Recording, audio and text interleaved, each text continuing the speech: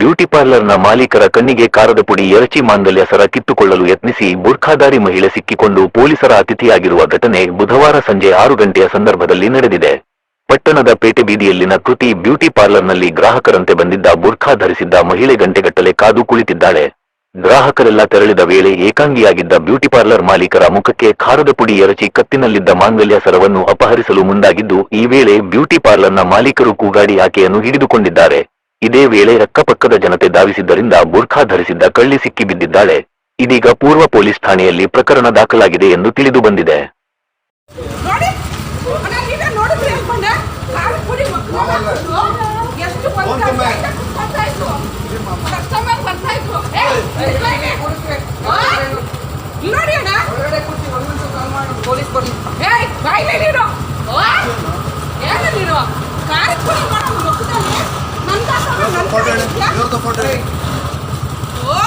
ಮುಖ ತೋರಿಸಿ ನೋಡಿ ನೀವೇ ನಾನ್ ಕಿರ್ಚ್ತಾ ಇದ್ದೀನಿ. ಕ್ಯಾಮ್ರಾ ಇಲ್ವಾ ಒಳಗಡೆ? ಇಲ್ಲ ಮಾಸ್ಕ್ ತೆಗ್ರಿ. ಅದು 1 ಗಂಟೆ ಆಯ್ತಾ